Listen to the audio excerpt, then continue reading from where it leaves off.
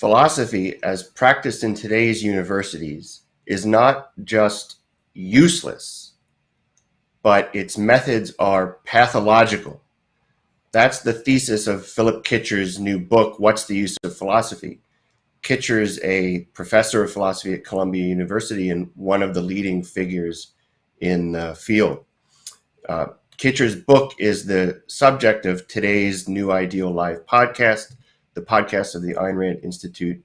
I'm Mike Mazza, Associate Fellow, and joining me to discuss Kitcher's arguments are fellow Aaron Smith and Ben Bayer. Hi, Aaron.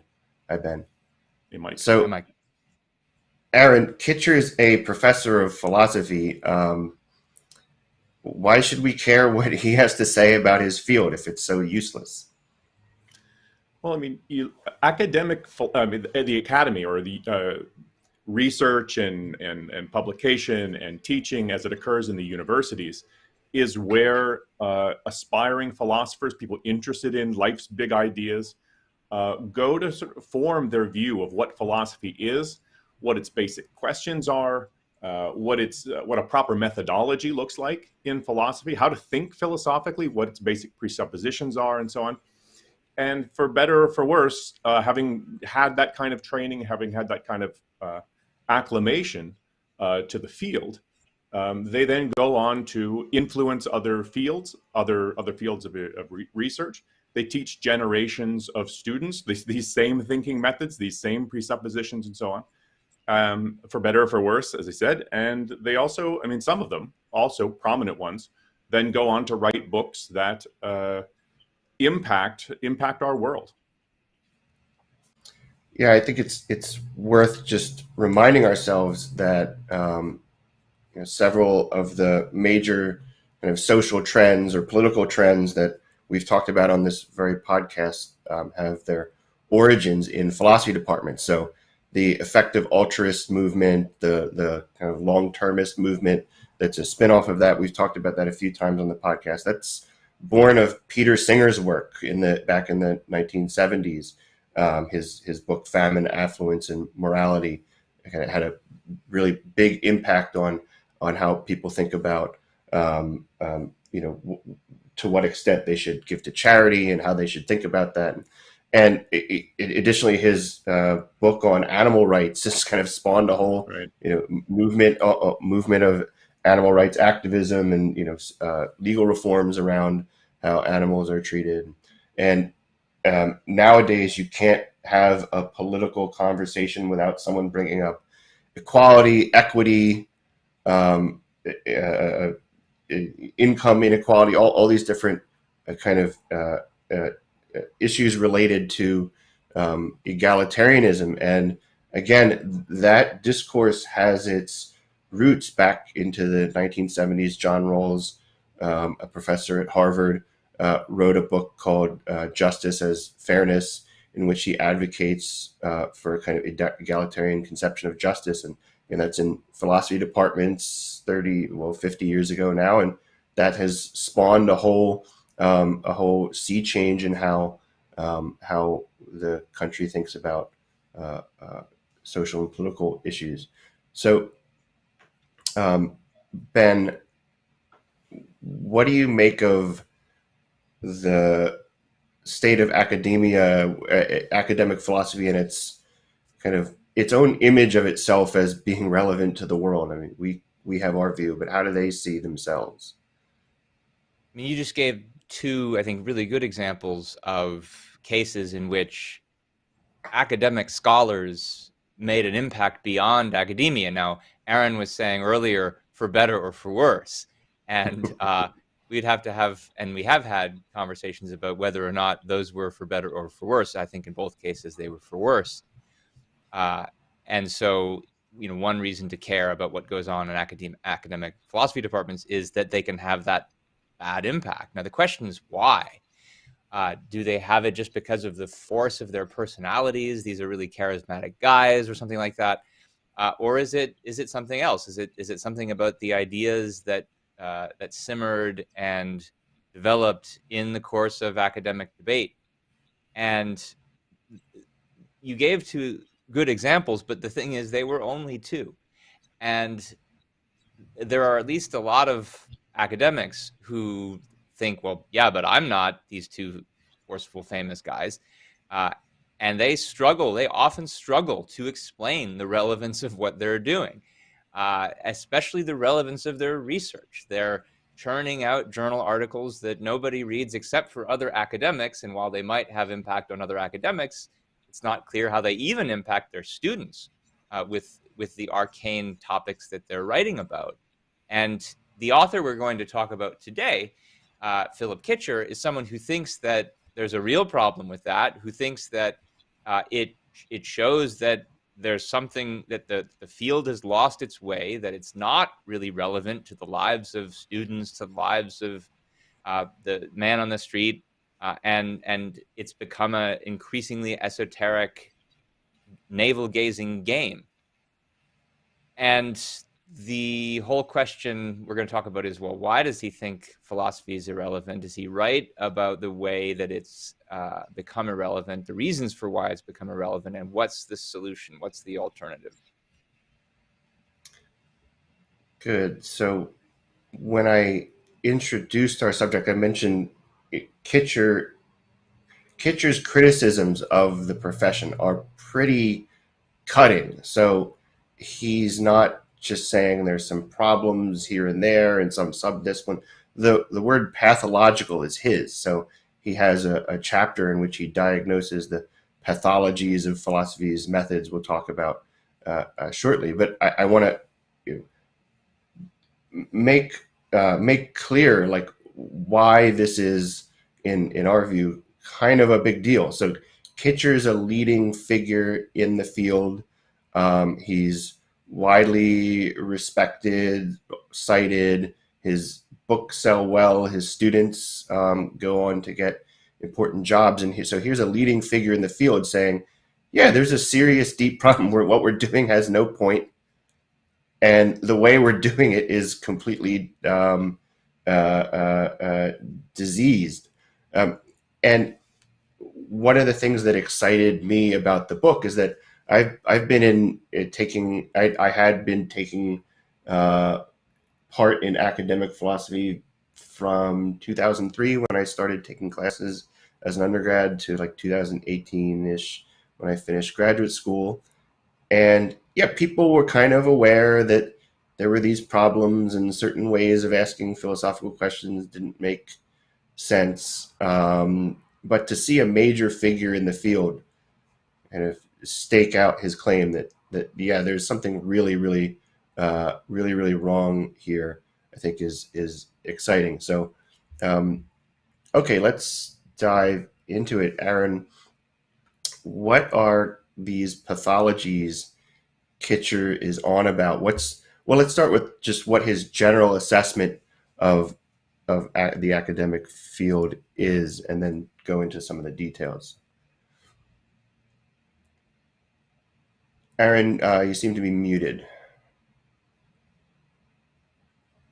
His general assessment is that Yeah. philosophers have become disconnected from human life, disconnected from any kind of real world human problems or concerns, that much of the research has no practical value. It yields no results either in useful content that's true or useful methods that might be, let's say, used in other fields or that yield fruitful results.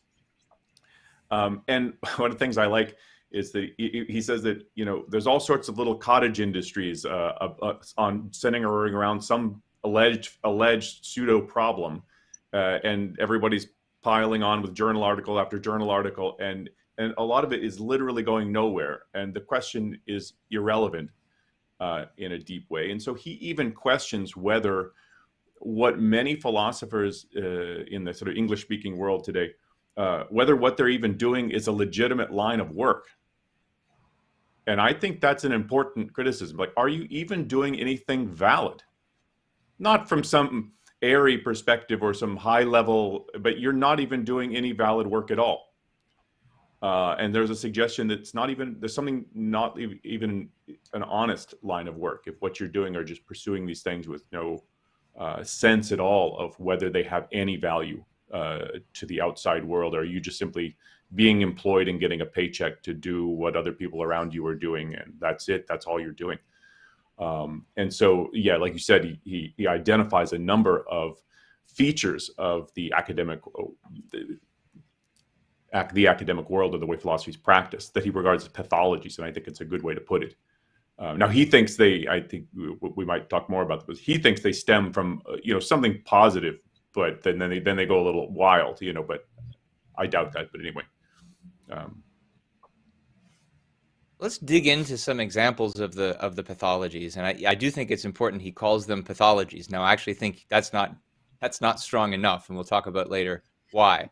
But it's stronger than what we're used to, and he gives a list of them, 6 of them, in fact. We won't go through all of them, but I want to highlight like the top 3 that I think are the most revealing and interesting, and which we'll come back to today. One pathology of contemporary philosophy that he talks about is the philosopher's obsession with the analysis of concepts without concern for real facts in the world. And so just an example here is that he spends some time talking about is the ongoing debate in contemporary epistemology about the definition of knowledge. Some of you may have heard of the Gettier problem and how this relates to the Gettier is someone who says knowledge is not justified true belief. That's a definition of knowledge that's been proposed. And he gives a counterexample to that. And so someone then tries to come up with a better definition that avoids the counterexample. Non-lucky justified true belief, or something like that. And then there's a counterexample proposed to that. And so then someone comes up with another definition that avoids the next count. And this goes on and on and on. And you get new proposal, counterexample to the new proposal, yet another new proposal, new counterexample to that. And it never resolves. And eventually the literature degenerates, people give up, the question never gets answered, they walk on to new questions. And that's just one example from epistemology. You could give all kinds of other examples from ethics and philosophy of action and metaphysics and on and on and on. And so it looks like a game. It looks like a debating society where people are making proposals, shooting them down, and never making any actual progress. And he thinks that this is a sign of irrelevance. It looks like he's right to me. Another example of one of the big pathologies is the field's preoccupation with formalization. If you take a philosophy class, you will eventually come into contact with symbolic logic. And symbolic logic has its uses in computer science and in mathematics, but for some reason, philosophers always try to bring it in order to dress up their proposals, in order to dress up their proposed definitions, for example. Using all kinds of arcane terminology and notation, and you can decode it if you work hard enough and make some sense of what they're talking about. But there's a question like, why do we have to go through this whole procedure? The philosophers say that it's for the sake of adding clarity, but clarity shouldn't be harder to achieve than what you already get from the English language. And Kitcher thinks that it's really just trying to dress it up to make it look more profound and important than it actually is. Maybe the philosophers have some kind of they'd really like to be treated like scientists, so they use notation like scientists. A final example of one of the pathologies he mentions is the field's particular methodology, how it tries to ground its proposals and claims, its reliance on so-called philosophical intuitions. So this is the kind of thing that philosophers are claiming to rely on when, for example, they give you these very strange thought experiments. Say there's a child drowning in a pool. Do you go in to save the child, even if it's going to mess up your genes? Well, then why shouldn't you also try to pay for someone who's dying from starvation around the world? That's one of the more ordinary sounding ones.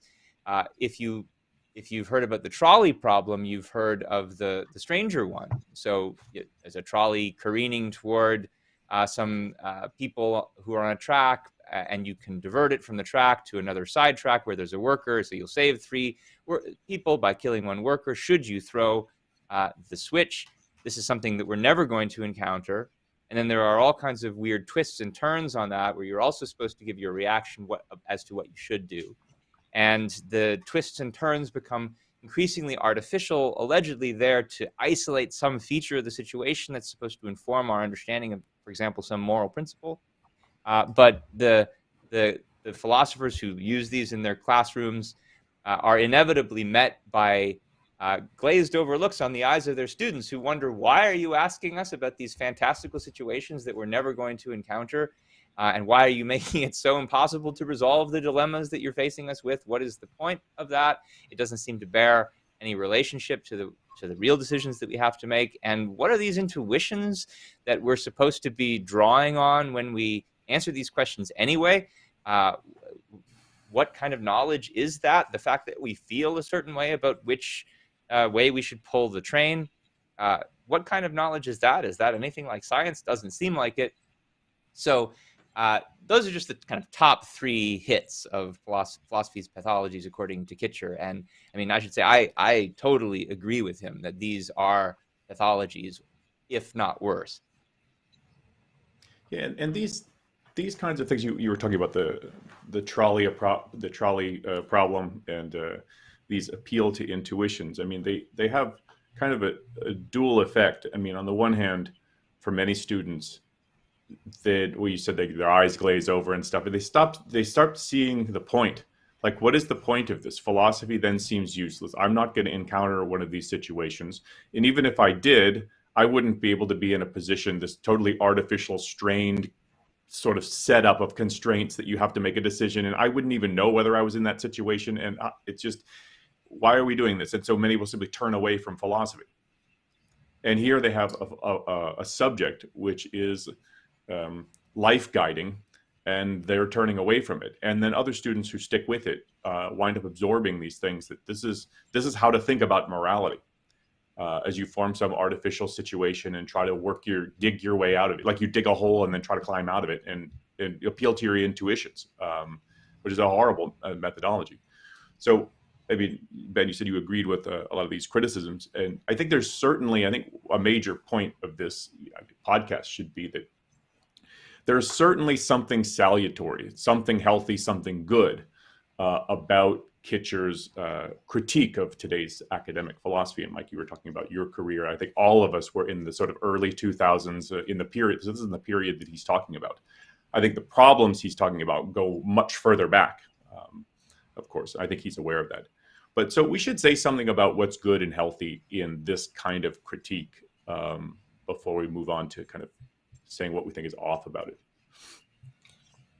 Yeah, I think as far as the pathologies of the methods are concerned, I think that the one that's most objectionable and that he's most right about, to me at least, is this attack on the intuitionist method. Because like Ben was saying, what is an intuition? It's like a feeling, or it's like how things seem to me. Does this concept apply to this case? Well, it feels like it does, and I can't really articulate why. And should I pull the lever in this trolley example or push a man off the bridge to stop the trolley?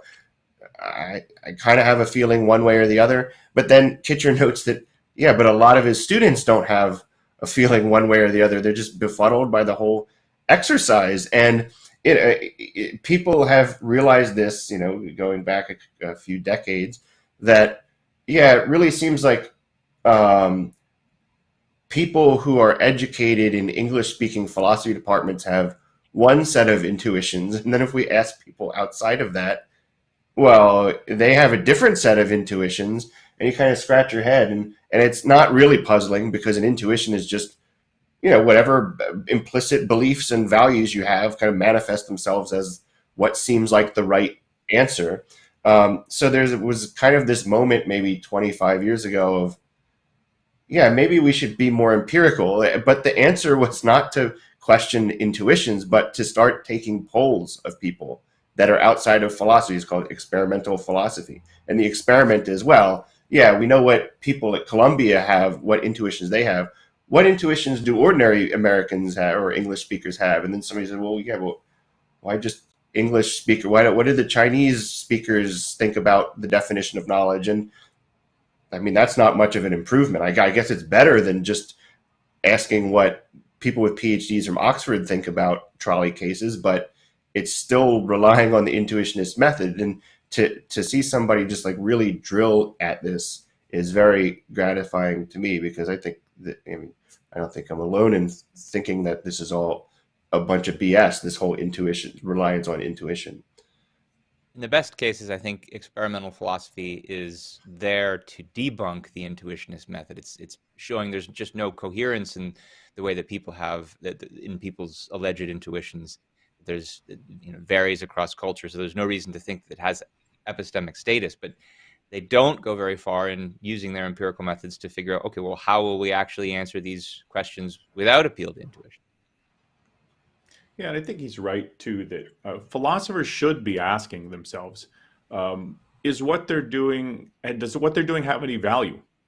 Like, what is the, I mean, what was it, James puts it, cash value? Like, what's the cash value of this? Like, how does the kind of research that I'm doing actually relate to real human concerns, real problems that people have to face?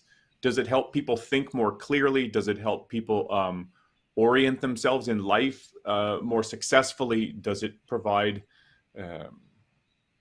ways in which we can, more effectively reform our institutions? I mean, is there something that actually matters at the end of what you're doing, or is your research like a dead end and it's just going nowhere? And if you're not doing something useful, you should find a useful line of research or a new career. And I think that's valid.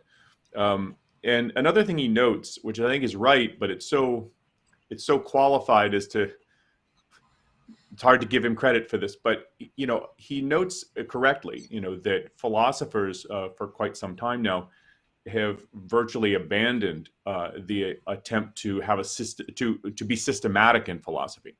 They've moved away from this idea that you have a philosophic system that you're trying to form in an integrated worldview. And they're very suspicious. And Kitcher's in a way suspicious of this too. And we'll talk more about that, I think.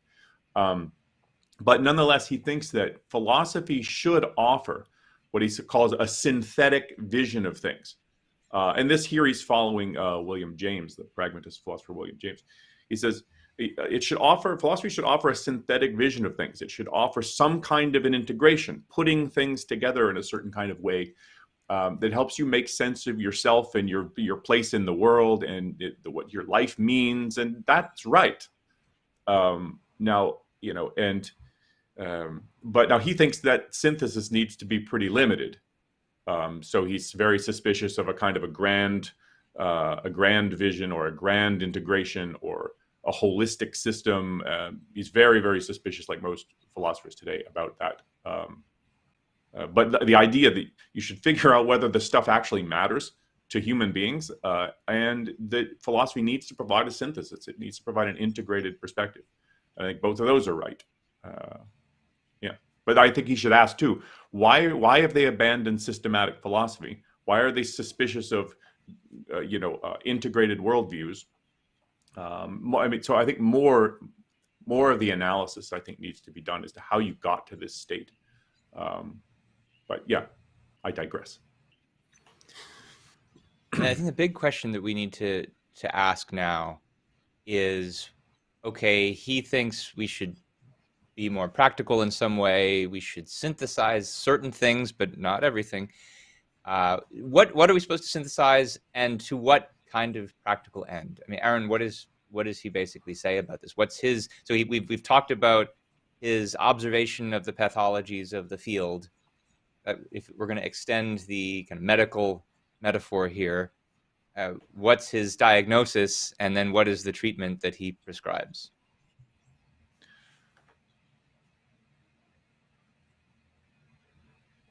Well, let's back up a little bit.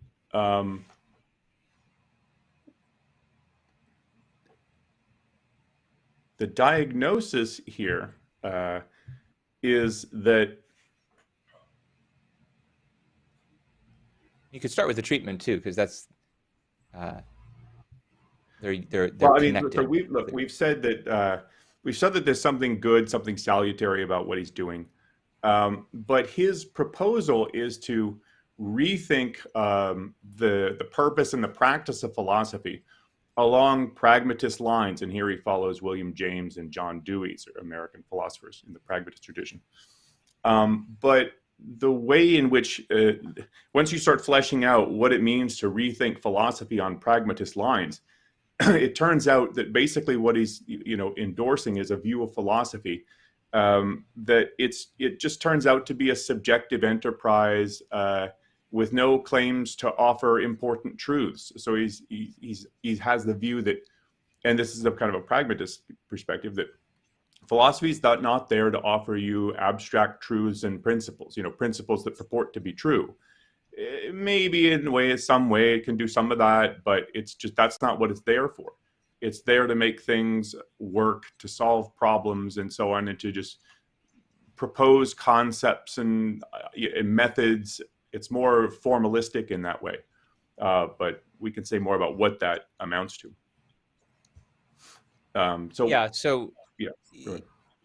It's helpful to see how that prescription for treatment flows out of his particular diagnosis, because we went through 3 of the pathologies, the analysis of concepts, the formalization, and the reliance on intuitions. And we said, yeah, these are real problems with with the methodology of the field.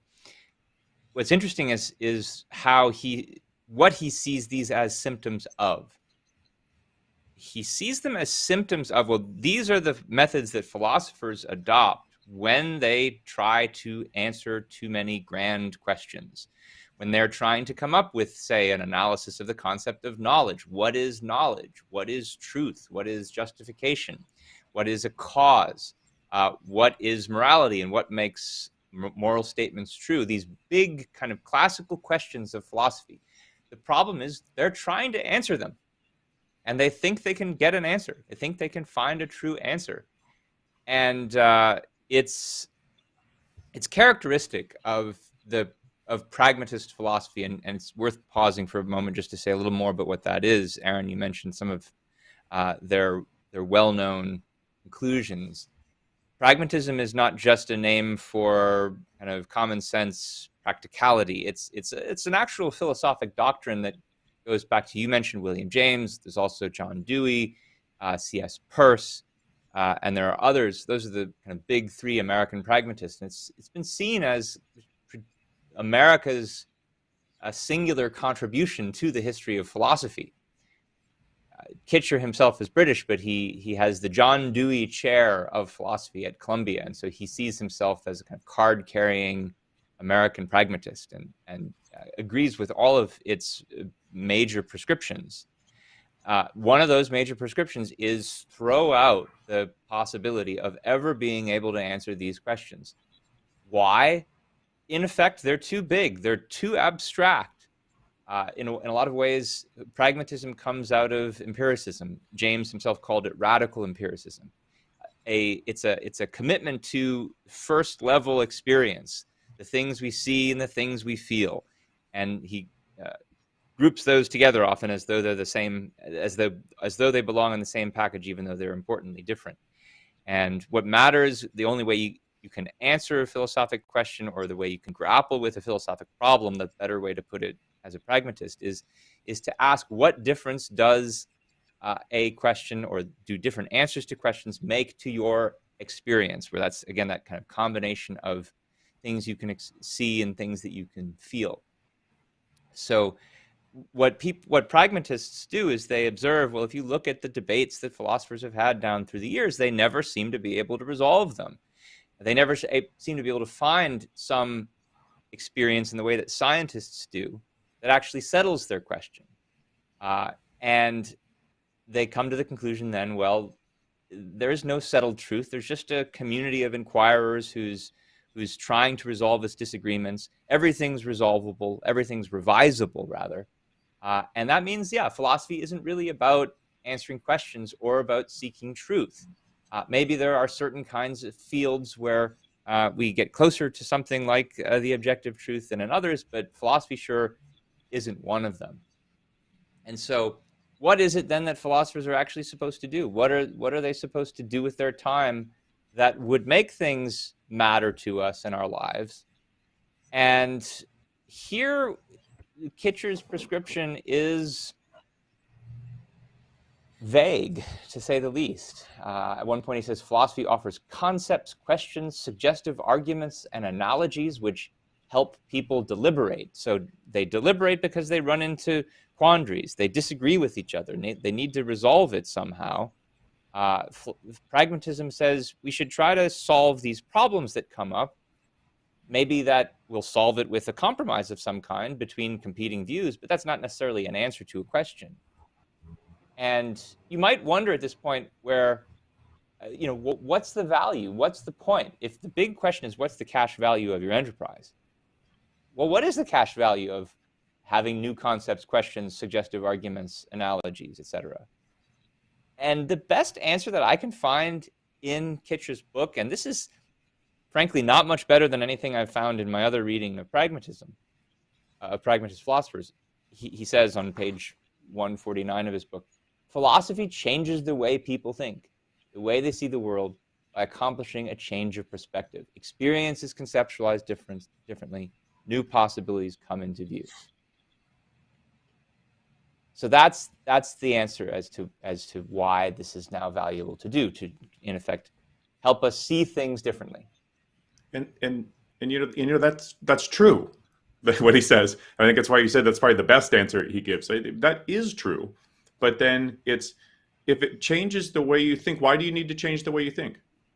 Is the way you think wrong, and then now you're thinking in the right way? Why do you need to change the way you see the world? What's the purpose of accomplishing a shift in perspective?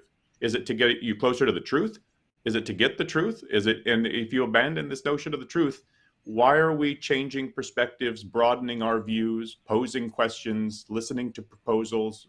What's it all for? And like you said, with the pragmatist perspective, it's, well, we have confusions in our heads, and we have certain kinds of conflicts or problems, and then maybe some of that stuff the philosophers are giving you will help me resolve my problem. But resolve it in which direction?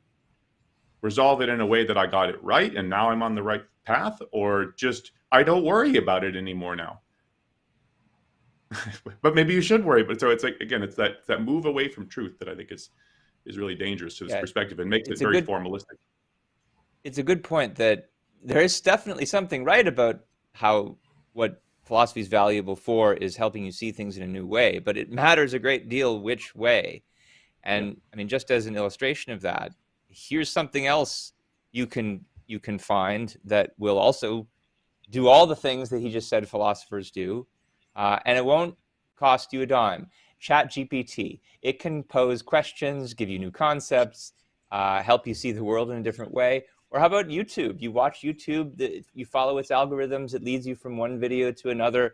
These are all new. You might not have seen them before. Of course, they might lead you down like a rabbit hole of conspiracy theories and racism. Doesn't it matter whether or not these conspiracy theories are based on reality? Doesn't it matter or not whether racism is actually a good thing? So is it enough that it's showing you something new? Don't you need to have a reason to think that what it's showing you new, the new way of looking at things that it's proposing to you, has some basis in truth? And of course, the pragmatists think that there's just been too much disagreement in philosophy where we can't hope to find any. And so we kind of got to get by with what we have, and all we have is just new ways of looking at things. But I mean, where this hits home for me is in the final chapter of his book, where it's called A Letter to Young Philosophers, and he's trying to answer questions he's gotten from graduate students who want to go into the profession, and they sympathize with what Kitcher says is wrong about the profession, and they're asking him, well, what can we do to make things better? And one of the things he says is, get more engaged as a teacher, find ways to do just enough, publishing and research so that you can really focus on dealing with your students and helping to get them to see things differently. That would make that's the place where you have the most direct impact on other people's lives. And I think he's right about that. But then when I think about his proposal for what philosophy actually is and trying to teach that to students, I mean, there's no better way to demoralize students than to say, I've dragged you into this class. I'm going to throw out a bunch of new perspectives and theories, but we're not going to come to any conclusion at the end of the class. You can't actually answer these questions. Don't bother trying. Philosophers have tried for centuries and they've given up. I mean, what is the point of taking such a class? And what's the virtue in trying to engage with students if that's all you're going to give them? Now, he's probably going to say that I'm oversimplifying his position, and that and we will say a little bit more about some of his more concrete proposals for research where it has some flesh to it. But I still walk away with that as the takeaway. Yeah, and that was my first experience, my very first philosophy class. We read some stuff, said some stuff, talked about stuff. The class was over. It wasn't even clear what philosophy's doing or why we're there.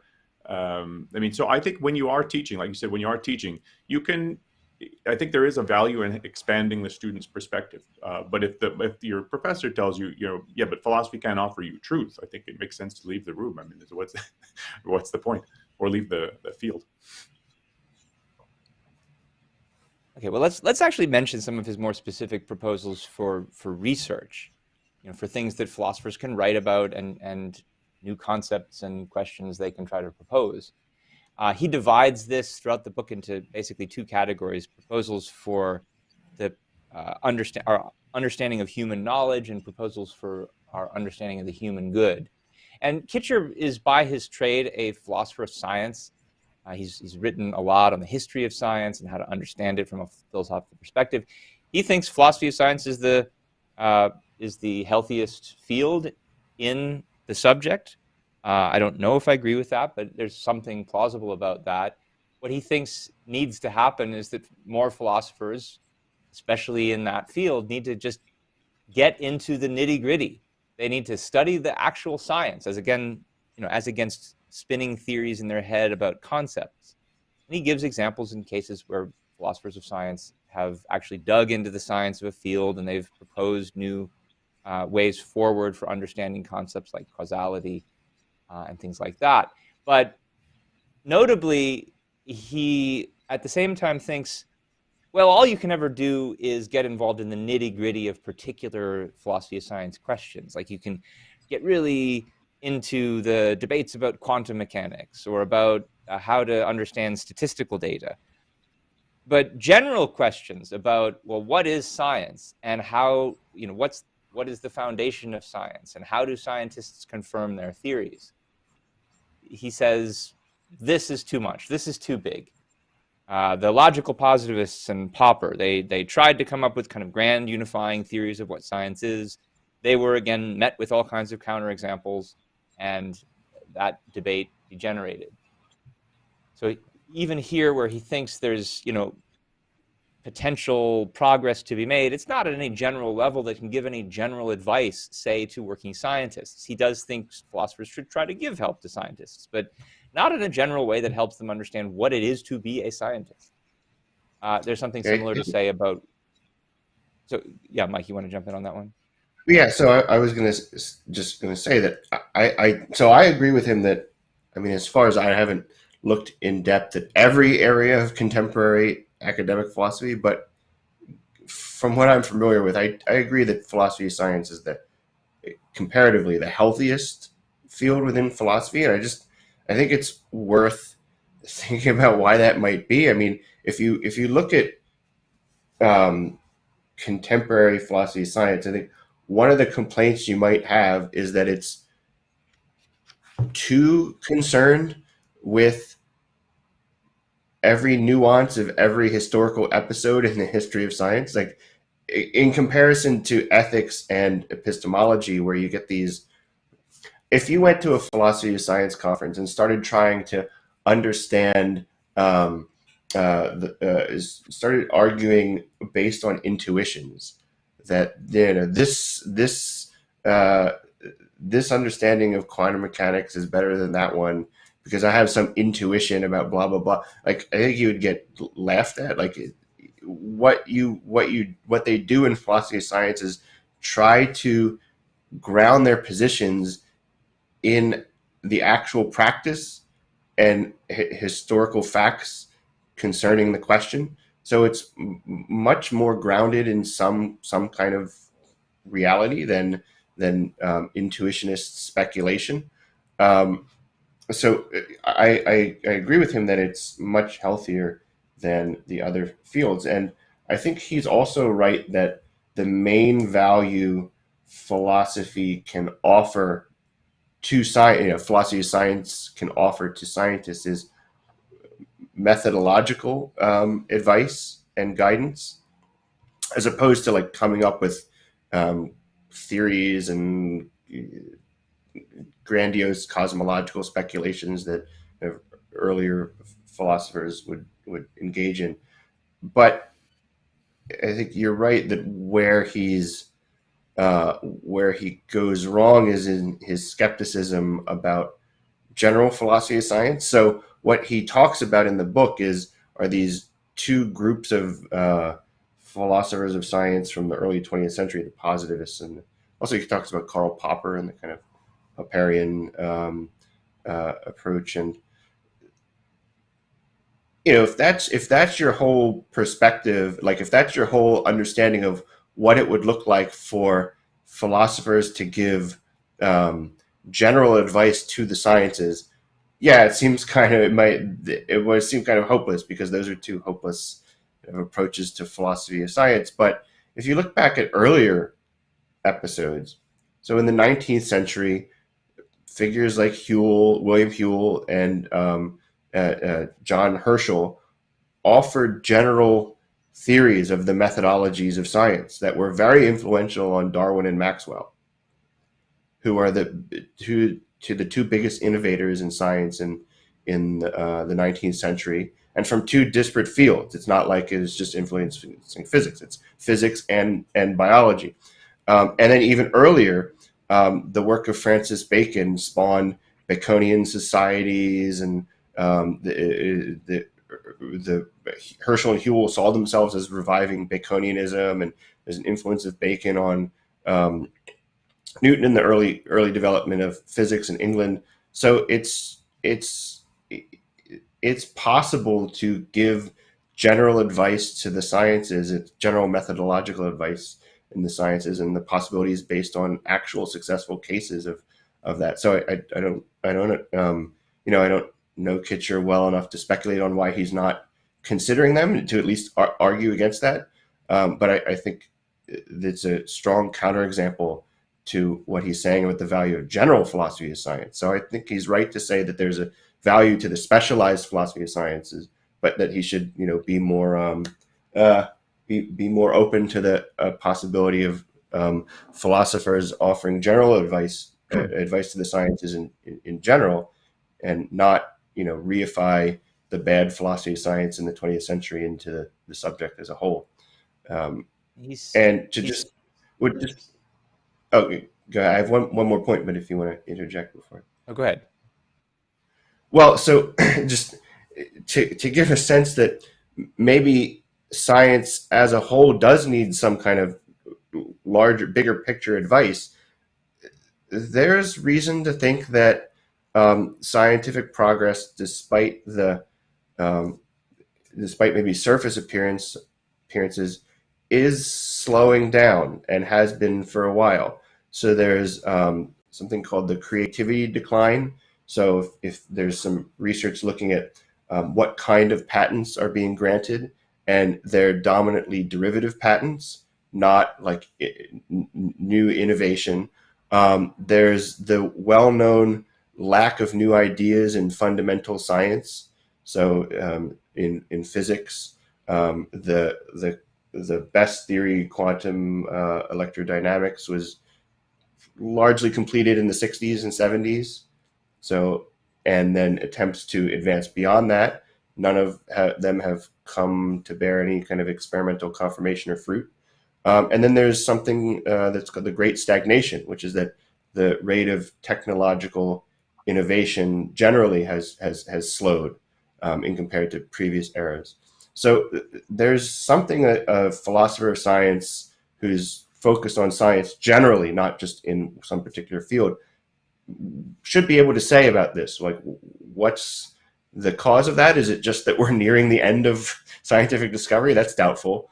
Is it something that's gone wrong in the way science is practiced? Maybe it's methodological, maybe it's sociological, that the scientific institutions are not geared towards progress the way they used to be. Maybe it's both, maybe it's some third thing. So I think there's a lot of value that a generalist could say, and I think Kitcher's mistaken to cut that off. Yeah, it's strange when when he criticizes contemporary epistemologists for being too obsessed with debating about the definition of knowledge. One of the things that he says is, you should do more like what these guys over in social epistemology are doing when they're trying to answer questions about how do we know what we can trust online, and how do we figure out what's wrong with conspiracy theories, and how do we deal with all kinds of dizzying claims in the world of so-called alternative facts. He's basically saying we need some general advice for how to navigate the information environment, and he sees some of these so-called social epistemologists asking good questions about that, and incidentally, they sometimes propose answers. That's general advice for how to figure out what's true across a very wide domain, stuff we see on the internet, stuff we see in the media more generally. Why wouldn't you want general guidance for scientific knowledge, which is probably as, if not more important? I mean, it's not more important to those of us who are not practicing scientists, but the fact that some scientists are trying to find it, and across a variety of different fields, is still pretty important to all of us because of the fruits that it sometimes yields. So I don't know why he doesn't see the immense practical value of that. And So then that's also there's a difference between, I mean, he's a philosopher of science, so you're knowledgeable in that field, and it's where the field which he works.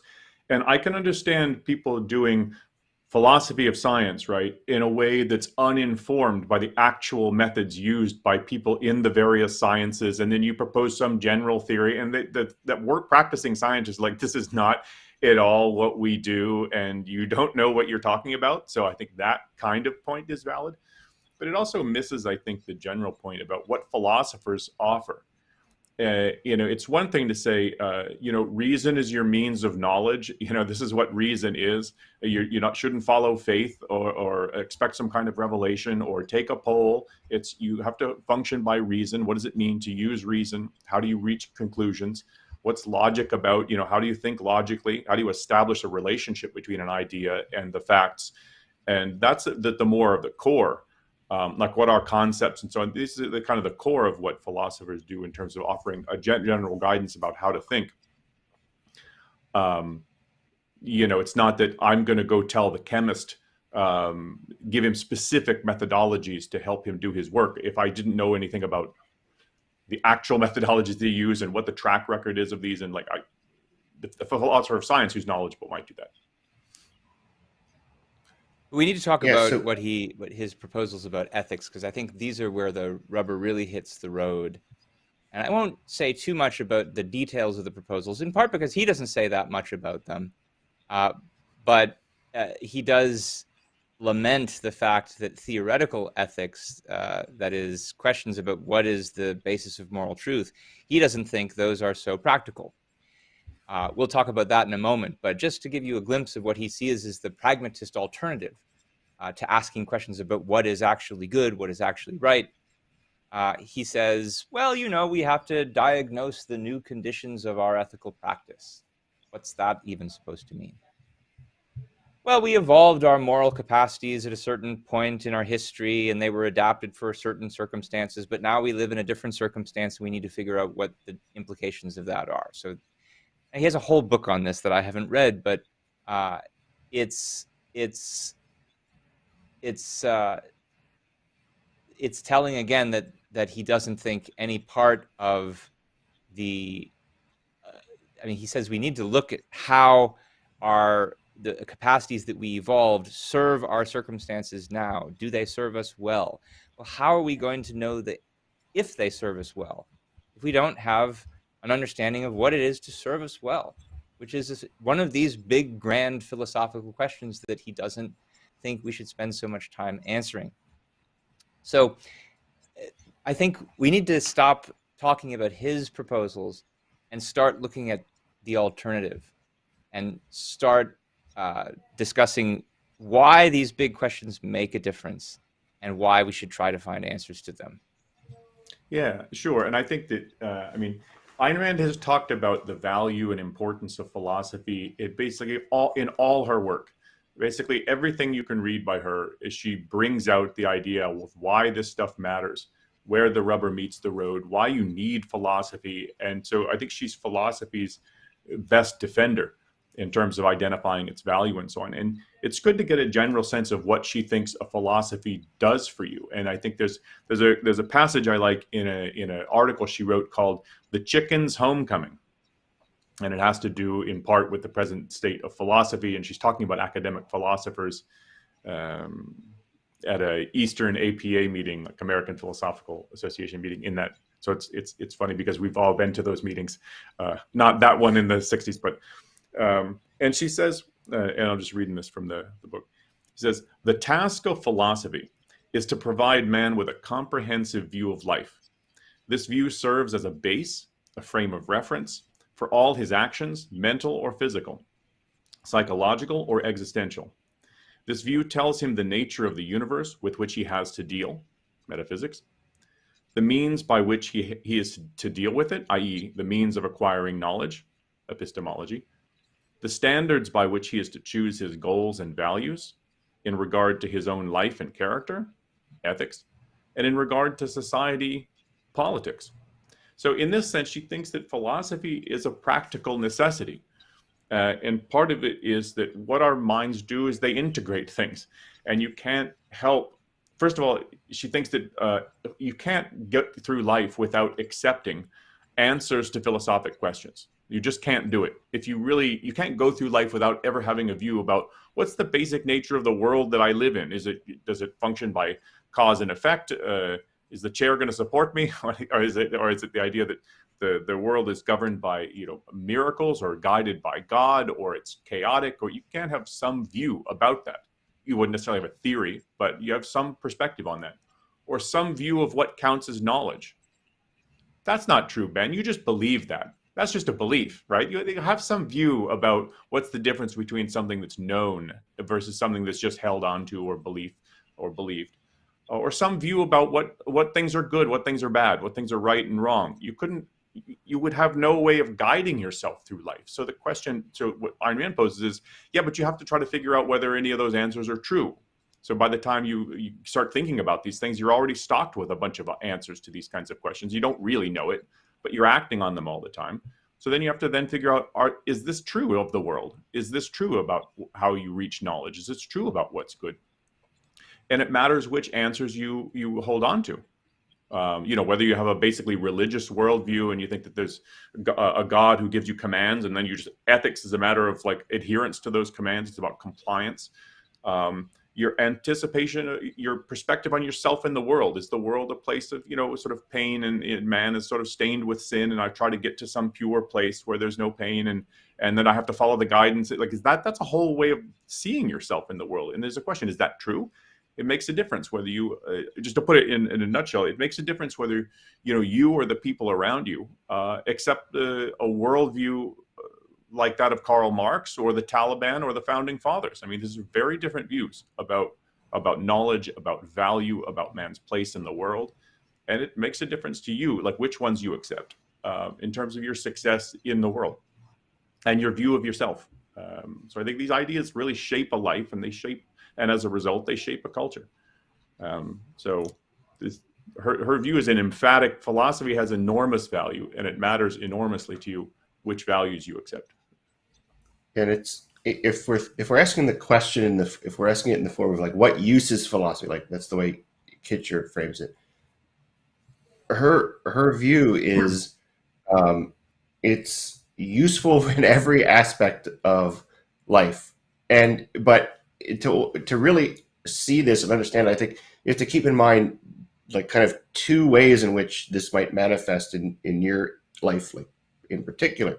So one is, just imagine you've never really done anything. You're not a philosopher. You're not thinking in abstract terms, but maybe you hear some people talking. Maybe you read a book, and you get convinced of the effective altruist view. And the idea of effective altruism is what's the moral thing to do in life is you kind of take all of your money. So let's say, to just simplify it, you take all of your money and you give it to the most effective charities, and you kind of, there's a certain threshold, a standard of living, let's say, of $50,000 a year, and everything above that you give away. Some people actually take jobs they don't like in order to make more money and then go give it. Let's say you get convinced of that, and you might not have any real awareness of the sort of academic abstract debates that took place in the past that kind of gave birth to the whole movement. But if you buy into this, that's a radically different like course of life you'll live than if you read Atlas Shrugged or The Fountainhead and become convinced that the moral purpose of your life is to pursue your own happiness. And if Rand is right and you adopt effective altruism, you're ruining your life. And, if she's right that there's only one life to live, you've thrown away the only thing you have. So philosophy can, again, for better or worse, make a real difference. And it's not just like, it's both abstract philosophy and kind of like more commonsensical philosophy have an impact. And then on the other hand, if you're a person outside of philosophy, you're not pursuing it as a specialization, you're still benefiting from its most, or benefiting or suffering from some of its most abstract questions and answers. So one of the values and uses of philosophy as a specialization is to give guidance to the sciences, but specifically and generally. And you're a beneficiary of a well-functioning knowledge-producing machine, even if you're not yourself a producer of new knowledge. We all like to use our credit cards to buy things online. And that is the product of a lot of very abstract math and logic and physical and technological know-how went into that. And one of the things philosophy does is help make that possible by giving methodological guidance to the sciences and by defending and articulating the political conditions under which that can happen. It's a kind of intersection of a lot of very abstract stuff going on, that might be apart from you, and that's another use of philosophy for you. So it comes in every direction. The value of philosophy is from every direction. I want to say one of the last things I want to say before we wrap up is to drive home the point that philosophy matters, even, dare I say, especially at the very abstract level, the very level that Kitcher complains about, the level at which he says, no, philosophers are dealing with questions that are too big and grand. Those are the ones that are in many ways the most important and the ones that have the biggest practical consequences. And let me illustrate that with a final example. So at one point when he's lamenting the method of conceptual analysis and the reliance on intuitions in order to do it, he says, why do we need to know the answers to these questions? Would we be able to gain greater knowledge if we had an answer to the epistemological question? Would settling the issues or the grounds of moral truth assist in moral decision-making? Hell yes, I say. What are some of the different answers that are proposed to the grounds of moral truth. What is it that makes murder wrong? Well, here's some two leading proposals by philosophers, the ones that he says we shouldn't bother answering. One view says, in effect, the wrongness of murder is written into the fabric of reality somehow, out there, independent of us. This is the view they call moral realism. On the other side of that debate is the idea, no, what makes murder wrong is just that when we think about murder, it makes us feel bad. This is what they call subjectivism or emotivism or expressivism, different versions of that. Those are abstract questions in philosophy. Now, the pragmatists think that these abstractions have no real consequence, because whether one is true or the other, it doesn't make that much difference for our experience. After all, if somehow the wrongness of murder is written into the fabric of reality, it's not in a way that you can see or touch or taste or otherwise feel. It's just somehow out there, and we're supposed to figure out how exactly. And that's a very good question. But you know, we're still going to feel bad about murder, whether moral realism is true or not. The facts stay the same. And yet, it does make a big difference which of these theories, these abstract theories that you adopt. And you can see the roots of that even in the example that you were discussing, Mike, for instance, because the effective altruists ultimately come down in favor of a form of moral realism. And, well, we see how they act because of that. But more generally, look, if you think the truth is out there and it just needs to be somehow absorbed from the fabric of reality, well, that has implications, for instance, for the way you think about our knowledge of the truth. It means that you can't get to it through the normal scientific procedures. It means you have to find some alternative way of getting to it. Usually, the way that philosophers propose is the very method of intuitions that he criticizes. We can't get to it through science, so we've just got to plug up all our senses and figure out what filters into our brain from the fabric of reality somehow. That's the way that the effective altruists do it with some of their basic axioms, but more generally, it's the way that most religions think about morality, because they think that morality is written on the fabric of reality in the form of the commandments that are issued by a god. Well, it makes a great difference for your practice if you are religious in a traditional way or in the new modern effective altruist way. It's a very different way of acting and making decisions versus, let's say, what people do on the other side of that divide, going by their preferences. That's what serial killers do. That's a very different way of acting. Makes a big difference for your life, whether you join a religious cult or become a serial killer. Now, in both of those cases, it makes a bad difference in each case. And if you're wondering, well, if these are our only two options, wouldn't it be good to look to see if there's, in fact, a third option, a different way of thinking about where moral truth comes from, an actually scientific option, that it doesn't involve just one form of feeling or another.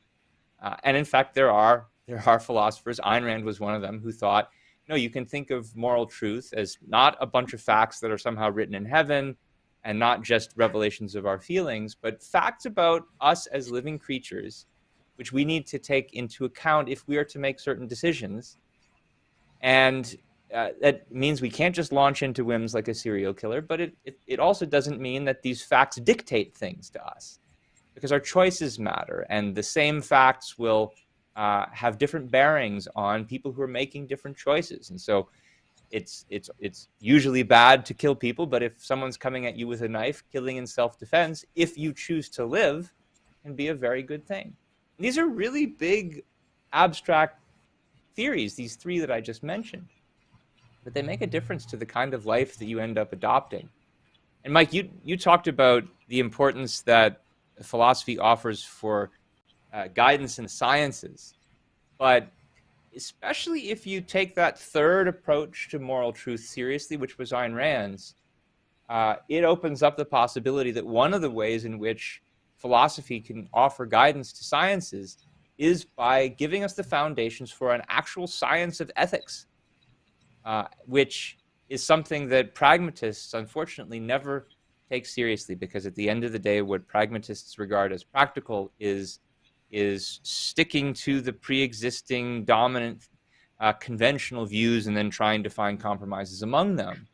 And when the only two views on the table are, religion versus subjectivism about morality, the possibility of thinking about morality scientifically doesn't even enter into the picture. They don't see how it could be practical because it's far too radical of a proposal for them. And yet, if you took it seriously and thought about it, it would make a big difference for your experience and enable you a way to find a basis in observable evidence for moral truths, which would then make it a testable, confirmable, provable kind of theory. If you want to ask me what is the ultimate way we have of finding an alternative to what he's talking about and reviving philosophy from its doldrums, where philosophers have been engaged in pointless games, if you want to see how you can show how it makes a difference and can make a positive difference in people's lives, look for ways to show how philosophy can be practiced as a science, to show how it can be made to yield actionable truths about life. And I think there are ways to do that. I think Ayn Rand offered a proposal that far too many philosophers ignore. Okay, we're over time, so I think that's a good place to leave it. We, during the course of our conversation, made a few recommendations for things to read on this topic. So, of course, Ayn Rand's essay Philosophy, the book as a whole, but in particular her essay Philosophy Who Needs It, gives, she spells out her defense of the value and necessity of philosophy. Her essay For the New Intellectual goes into a lot of detail about her view of the influence of philosophy on the direction of history and culture. So that's a great resource also. This is not an essay, it's the entry in the Ayn Rand lexicon on linguistic analysis. You can see some of the things Rand said about philosophy, when she was writing. So her comments on philosophy as it was being practiced in the 60s and 70s mostly. It's interesting to see that a lot of the parallels between some of her criticisms of that style of philosophy and some of Kitcher's criticisms. I think that's worth looking at. And then lastly, there's Onkar Ghatel's essay, Let's Revive Philosophy, that's available on our website at the link bit.ly/revive philosophy. So that's it for this week. Next week, we have Dan Schwartz and Nikos Sotirakopoulos discussing life extension in defense of life extension. So you can catch them next week. I don't think we have a scheduled time yet. Be sure to send us your questions for future Q&A episodes, your suggestions on future episode topics. We are always looking for feedback and suggestions for the podcast. If you enjoyed the podcast, please subscribe to our channel on YouTube. Click the bell to get notifications when we go live or post new recordings.